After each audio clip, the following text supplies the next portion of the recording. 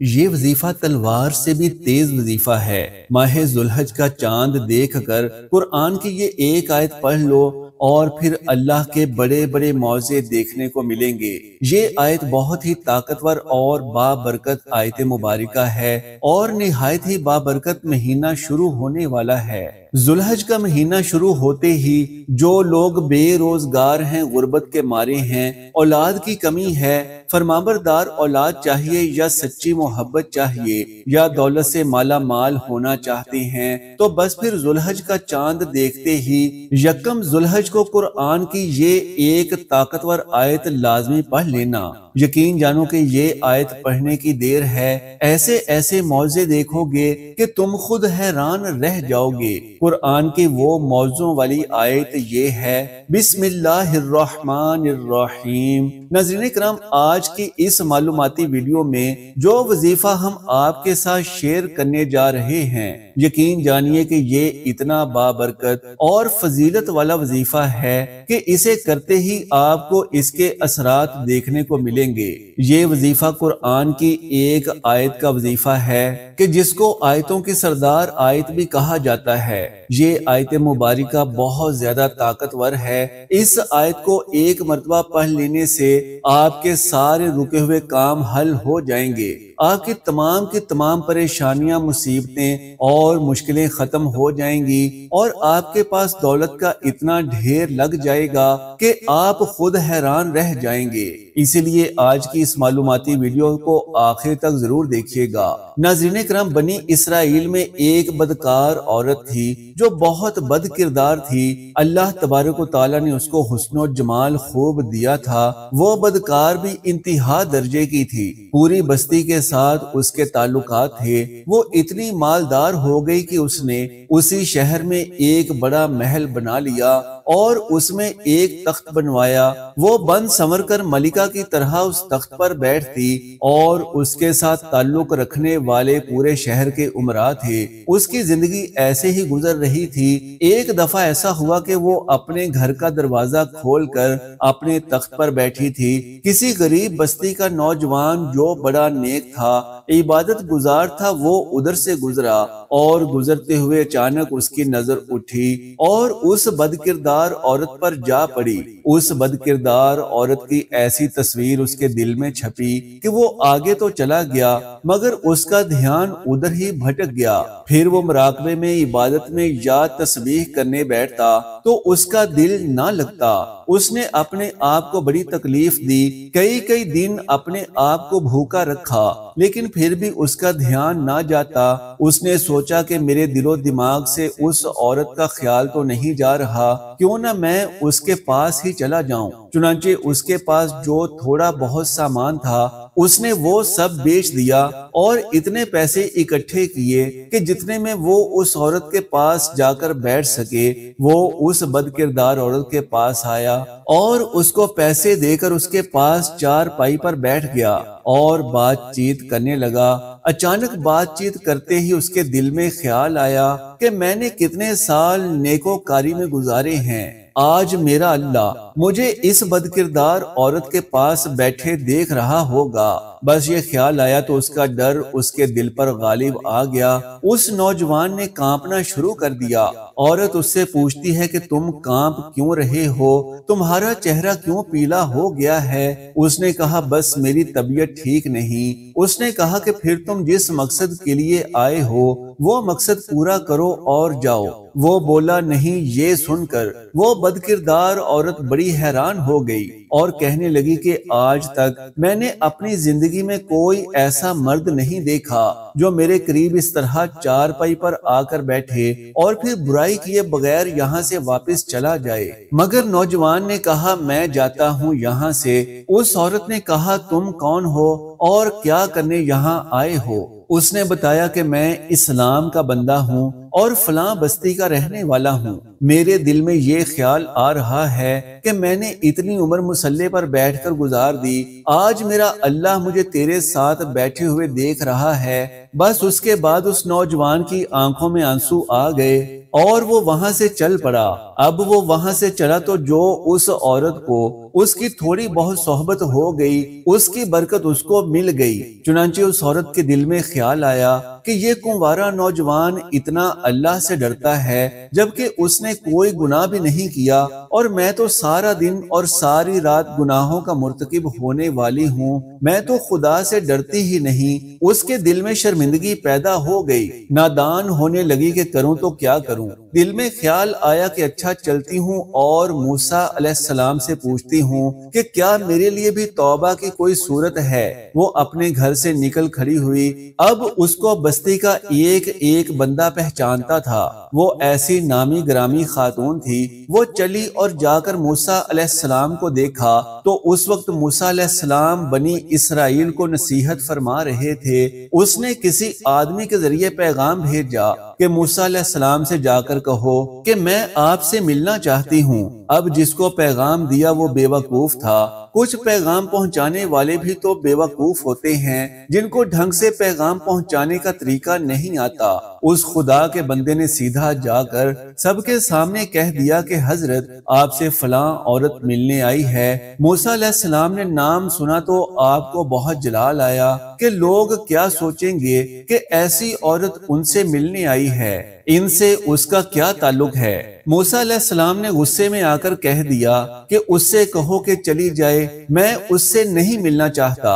اس بے وقوف نے آ کر کہا کہ میں نے بات تو کہی۔ موسیٰ علیہ السلام بڑے ناراض ہو گئے، وہ بڑے خفا ہوئے، وہ ڈر گئی اور کہنے لگی کہ میری بدکاریاں ہی ایسی ہیں کہ اللہ مجھ سے پہلے ناراض تھا، اب تو اللہ کا نبی بھی مجھ سے بات کرنا پسند نہیں کرتا، میرے لیے تو اب دنیا میں ٹھکانہ کوئی نہیں۔ بڑے اداس اور بوجھل قدموں کے ساتھ وہ وہاں سے واپس آئی۔ وہ حیران تھی کہ اللہ کے نبی نے میرے ساتھ بات کرنا گوارا نہ کیا، میں اتنی گری ہوئی عورت ہوں کہ وہ بات بھی نہیں کرنا چاہتے۔ چنانچہ وہ گھر آئی اور اس نے گھر کی کنڈی لگائی۔ اس نے اپنے کسی بڑے سے سنا تھا کہ بندہ جب اپنے رب کو منانا چاہے تو اس کو چاہیے کہ وہ اس کے آگے سجدہ کرے، چنانچہ اسے اور کوئی طریقہ نہیں آتا تھا۔ گھر کی کنڈی لگا کر ایک جگہ اس نے اللہ کے سامنے سجدہ کیا، دل سے کہہ رہی ہوگی کہ میں تیرے سامنے جھک رہی ہوں، اے خدا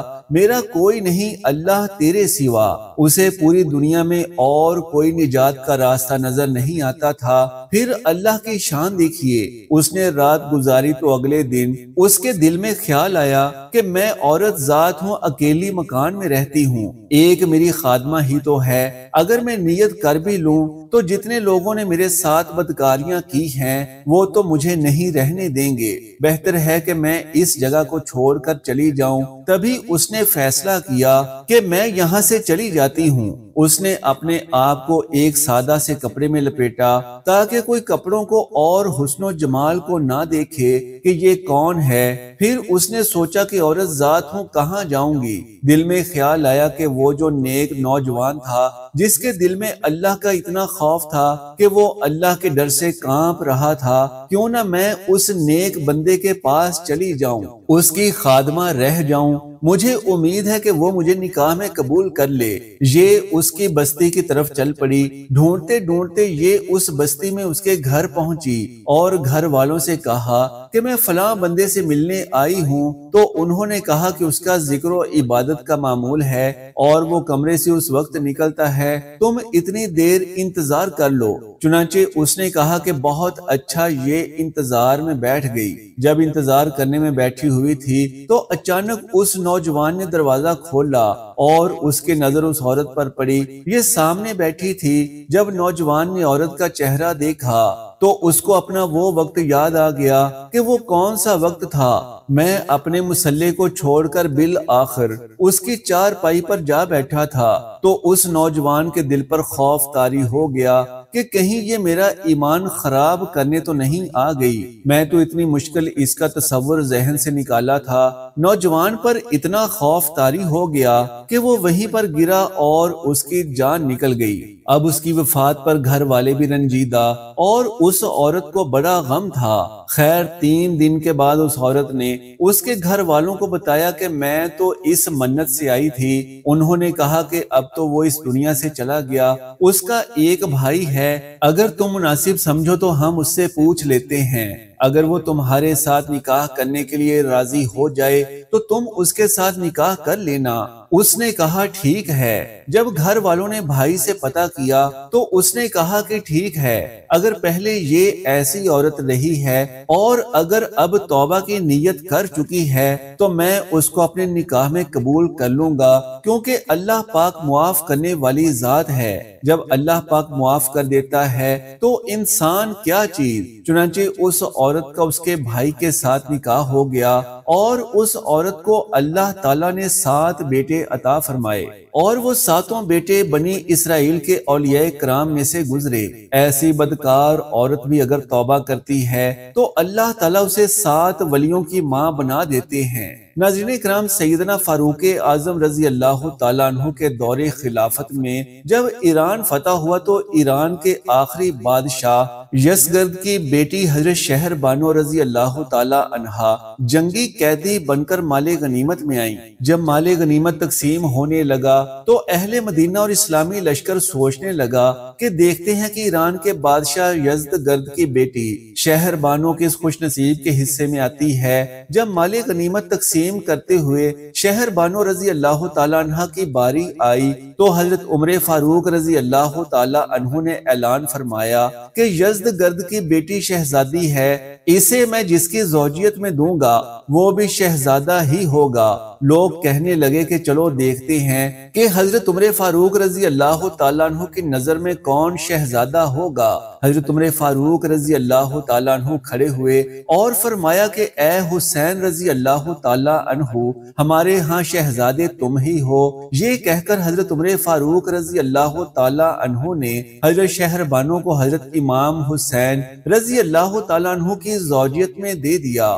وہاں حضرت عمر فاروق رضی اللہ تعالیٰ عنہ کے اپنے بیٹے بھی تھے، مگر حضرت عمر فاروق رضی اللہ تعالیٰ عنہ نے اپنے بیٹے پر امام حسین رضی اللہ تعالیٰ عنہ کو ترجیح دی، کیونکہ سب صحابہ کرام رضی اللہ تعالیٰ عنہ کو آقا صلی اللہ علیہ وآلہ وسلم ہی نہیں بلکہ آپ صلی اللہ علیہ وآلہ وسلم کے اہل بیت پاک بھی دل و جان سے عزیز اور محبوب بھی تھے۔ ایک دفعہ حضرت امام حسن رضی اللہ تعالیٰ عنہ حضرت عمر فاروق رضی اللہ تعالیٰ عنہ کے عہد خلافت میں ان کے دروازے پر تشریف لے گئے اور وہاں پر جا کر دیکھا کہ حضرت عبداللہ رضی اللہ تعالیٰ عنہ دروازے پر کھڑے ہوئے حاضر ہونے کی اجازت مانگ رہے ہیں۔ اتفاق سے ان کو حاضر ہونے کی اجازت نہ ملی۔ حضرت امام حسن رضی اللہ تعالیٰ عنہ یہ دیکھ کر سوچنے لگے کہ جب انہوں نے اپنے بیٹے کو اندر آنے کی اجازت نہیں دی تو پھر مجھے کہاں اندر آنے کی اجازت دیں گے۔ وہ وہاں سے واپس آ گئے۔ حضرت عمر فاروق رضی اللہ تعالیٰ عنہ کو معلوم ہوا کہ حضرت امام حسن رضی اللہ تعالیٰ عنہ اس خیال سے واپس چلے گئے ہیں تو آپ فوراً حضرت امام حسن رضی اللہ تعالیٰ عنہ کے پاس تشریف لے گئے اور فرمایا کہ مجھے آپ کے تشریف لانے کی اطلاع نہ تھی۔ حضرت حسن رضی اللہ تعالیٰ عنہ نے فرمایا میں اس خیال سے واپس آ گیا کیونکہ جب آپ نے اپنے بیٹے کو اجازت نہ دی تو مجھے کب دیں گے۔ یہ سن کر حضرت عمر فاروق رضی اللہ تعالیٰ عنہ نے فرمایا تم اس سے زیادہ اجازت کے مستحق ہو، اور یہ بال سر پر اللہ تعالیٰ کے بعد کس نے اگائے سوائے تمہارے، یعنی تمہاری بدولت ہی راہ راست پائی اور تمہاری بدولت اس مرتبے کو پہنچا۔ ایک اور روایت میں ہے کہ آپ رضی اللہ تعالیٰ عنہ نے فرمایا آپ جب تشریف لایا کریں تو بغیر اجازت کے اندر آ جایا کریں۔ جب مدائن فتح ہوا تو مال غنیمت کا ڈھیر مسجد نبوی صلی اللہ علیہ وآلہ وسلم میں لگایا گیا تو حضرت عمر فاروق رضی اللہ تعالی عنہ نے سب سے پہلے 1000 درہم حضرت امام حسن رضی اللہ تعالی عنہ اور حضرت امام حسین رضی اللہ تعالی عنہ کو دیے، اور پھر اپنے بیٹے حضرت عبداللہ رضی اللہ تعالی عنہ کو 500 درہم دیے تو حضرت عبداللہ رضی اللہ تعالی عنہ نے فرمایا میں نے آپ صلی اللہ علیہ وآلہ وسلم کی قیادت میں غزوات میں حصہ لیا، جبکہ اس وقت حسنین رضی اللہ تعالی عنہ بہت چھوٹے تھے، لیکن آپ نے انہیں زیادہ رقم عطا فرمائی ہے۔ حضرت عمر رضی اللہ تعالی عنہ کو یہ سن کر جلال آ گیا اور فرمایا کہ عبداللہ تم حسنین رضی اللہ تعالی عنہ کے مقابلے میں اپنی بات پوچھتے ہو تو جاؤ ان کے باپ حضرت علی شیر خدا رضی اللہ تعالی عنہ کے جیسا کوئی باپ لے آؤ، ان کی ماں حضرت فاطمہ رضی اللہ تعالی عنہا جیسی کوئی ماں لے آؤ، ان کے نانا تاجدار مدینہ جیسا کوئی نانا لے آؤ، ان کی نانی حضرت خدیجہ رضی اللہ تعالی عنہا کے جیسی کوئی نانی لے آؤ، ان کے چچا حضرت جعفر رضی اللہ تعالی عنہ جیسا کوئی چچا لے آؤ، ان کی پھوپھی حضرت ہانی رضی اللہ تعالی عنہا جیسی کوئی پھوپھی لے آؤ، ان کے ماموں حضرت ابراہیم رضی اللہ تعالی عنہ کے جیسا کوئی ماموں لے آؤ، خدا کی قسم عمر پر تم ان جیسا ایک رشتہ بھی نہ لا سکو گے۔ جب یہ سارا واقعہ حضرت علی رضی اللہ تعالی عنہ تک پہنچا تو آپ رضی اللہ تعالی عنہ نے فرمایا عمر جنتیوں کا چاغ ہے۔ جب یہ بات حضرت عمر تک پہنچی تو آپ رضی اللہ تعالی عنہ بے قرار ہو گئے اور حضرت علی رضی اللہ تعالی عنہ سے فرمایا کہ علی میرے بھائی یہ بات مجھے لکھ کر دے دو۔ حضرت عمر فاروق رضی اللہ تعالی عنہ نے وصیت فرمائی کہ جب میں مروں تو یہ تحریر میرے کفن پر رکھ دینا، اور ان کے وصال کے بعد اس وصیت پر عمل کیا گیا۔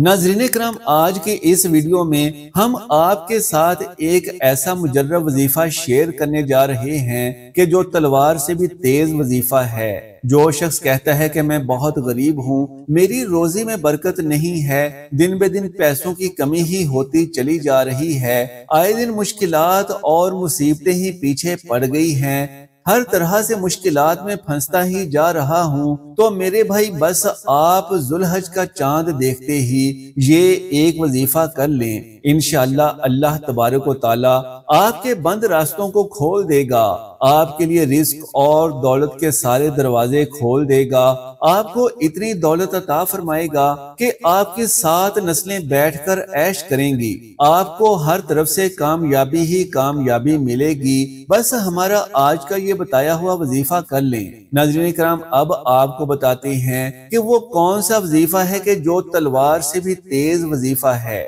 جان لیجئے کہ قرآن کی وہ آیت یہ ہے، حسبنا اللہ و نعم الوکیل۔ ناظرین کرام، بہت سے لوگوں کو اس آیت مبارکہ کے بارے میں پتا ہوگا، یہ اتنی طاقتور آیت ہے کہ جو ہر طرح کی مشکل کو بھی ختم کر دیتی ہے، چاہے پہاڑ جتنی ہی مشکل کیوں نہ ہو۔ ناظرین کرام، حضرت عبداللہ ابن عباس رضی اللہ تعالی عنہ فرماتے ہیں کہ حسبنا اللہ و نعم الوکیل حضرت ابراہیم علیہ السلام نے کہا جب انہیں آگ میں ڈالا گیا، اور رسول اللہ صلی اللہ علیہ وآلہ وسلم نے اس وقت کہا کہ جب لوگوں نے انہیں کہا کہ دشمن تمہارے خلاف جمع ہو چکے ہیں۔ اس کے علاوہ حضرت ابو درداء رضی اللہ تعالی عنہ سے روایت ہے کہ نبی اکرم صلی اللہ علیہ وآلہ وسلم نے ارشاد فرمایا، جو شخص صبح و شام 7 مرتبہ حسبنا اللہ و نعم الوکیل کہے، اللہ تعالیٰ اسے دنیا اور آخرت کے ہر غم سے بچا لیتا ہے۔ ناظرین کرام، یہ کلمات انسان کو ہر قسم کی مشکل سے بچا لیتے ہیں۔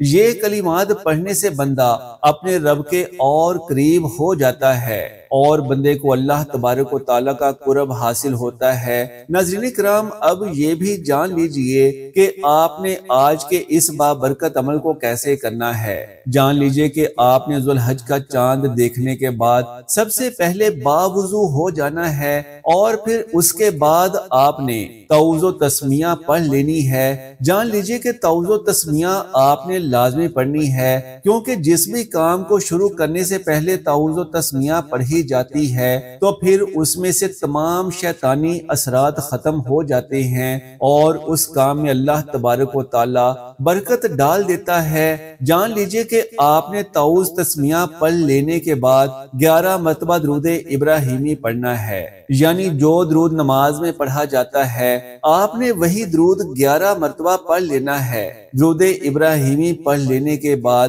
آپ نے قرآن کی یہ آیت حسبنا اللہ و نعم الوکیل کو 21 مرتبہ پڑھ لینا ہے۔ جان لیجئے کہ قرآن کی یہ آیت پڑھ لینے کے بعد آپ نے اللہ تبارک و تعالیٰ کا یہ بابرکت نام یا رزاق کو 21 مرتبہ پڑھ لینا ہے۔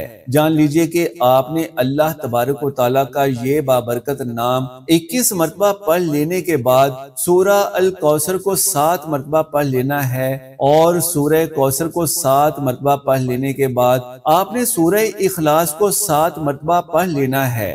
جان لیجئے کہ سورہ اخلاص کو 7 مرتبہ پڑھ لینے کے بعد آپ نے استغفر اللہ کو 100 مرتبہ پڑھ لینا ہے، اور آخر میں آپ نے دوبارہ سے درود ابراہیمی کو 11 مرتبہ پڑھ لینا ہے۔ جان لیجئے کہ آپ نے اس پورے عمل کو باوضو حالت میں کسی پاک جگہ پر بیٹھ کر کرنا ہے۔ جان لیجئے کہ آپ نے اس پورے عمل کو کر لینے کے بعد اپنے مقصد کے لیے اللہ تبارک و تعالیٰ سے پکے اور سچے دل سے دعا کرنی ہے۔ انشاءاللہ آپ کی جو بھی پریشانی، جو بھی مشکل ہوگی، اللہ تعالیٰ اسے ضرور حل فرما دے گا۔ اللہ تبارک و تعالیٰ سے دعا ہے کہ نیکی کی بات کو سننے، سمجھنے اور اس پر عمل کرنے کی طاقت و توفیق مرحمت فرمائے۔ میرا سنانا اور آپ کا سننا قبول و منظور فرمائے، آمین یا رب العالمین۔ جزاک اللہ خیرا کثیرا۔ اللہ ہم سب کا حامی و ناصر ہو۔